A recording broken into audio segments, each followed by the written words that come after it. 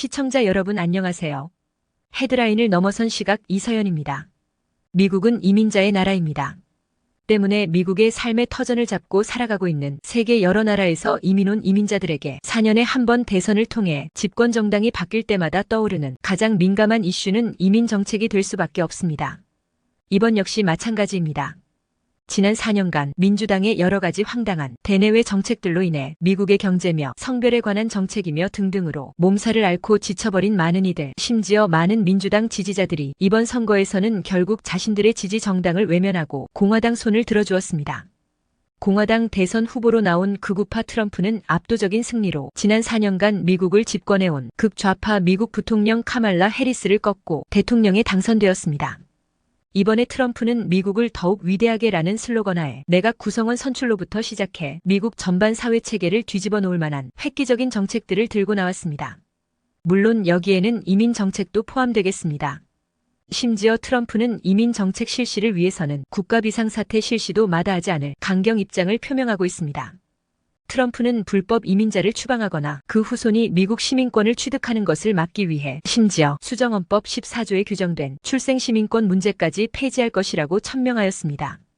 트럼프는 누군가 SNS에 쓴 그와 같은 글에 답글을 달고 이것이 사실이라고 트윗했습니다. SNS 글은 다음과 같이 적고 있었습니다. 좋은 소식은 이제 트럼프 내각이 국가 비상사태를 선포하고 바이든 시대에 우리 미국의 대규모 침공한 불법 이민자들을 추방하기 위해 군대를 동원할 준비를 하고 있다는 보도가 나오고 있다는 것입니다.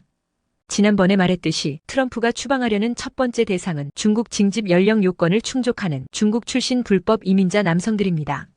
트럼프가 당선된 후 미국의 많은 기독교인들은 하나님이 기독교인의 기도를 들으시고 개입하셔서 미국을 구원하셨다고 믿기도 합니다.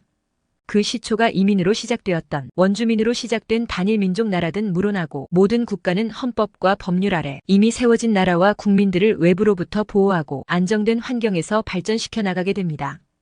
그리고 오늘을 살아가는 모든 현대인들은 각자 자신의 합법적인 나라에서 헌법을 수호하면서 부여받은 국민의 권리와 의무를 지키면서 행복을 찾아가야 함이 기본 상식일 것입니다. 당연히 미국도 마찬가지일 테고요. 미국은 이민자의 나라로서 이민자들이 미국에 기여한 공헌은 이루 말할 수 없이 큽니다.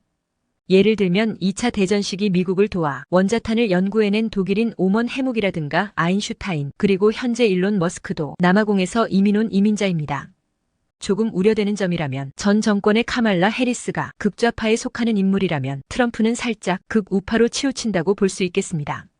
그리고 트럼프나 일론 머스크 모두 우수한 유전자에 관심 많은 부류에 속합니다. 물론 지구상의 모든 인간이 일론 머스크처럼 총명하다면 그들도 지금과 같이 어쩌면 지나치게 넘치는 우월감 속에 자신만만하지는 않을 테지만 현실은 다양한 유전자들이 모여 다채로운 세상을 이루어가고 있는 것입니다. 넘침이 약간 부족함만 못하다는 말이 있듯이 균형 유지가 중요하다고 생각됩니다. 한 정당이 모든 국민을 대표하지는 못합니다. 인간은 각자 자신의 이익에 따라 유리한 정책을 펼치는 정당을 선택하게 됩니다. 따라서 좌든 우든 극으로 달리게 되면 분명히 반대편 부류의 이익을 건드릴 테고 그것이 서서히 양적으로 쌓이게 되면 필연적으로 어느 순간에 질적 변화를 불러일으키게 됩니다. 암튼 이번에 어렵게 얻은 공화당 승리가 양쪽 균형을 어느 정도 유지하면서 성숙한 정책을 펼쳐 미국이 보다 안전한 환경 속에서 발전해가고 또한 그처럼 안정된 환경 가운데서 이민자들이 각자의 아메리칸 드림을 이루어갈 수 있기를 바라봅니다. 이상입니다. 시청해주셔서 감사합니다. 여러분 안녕히 계셔요.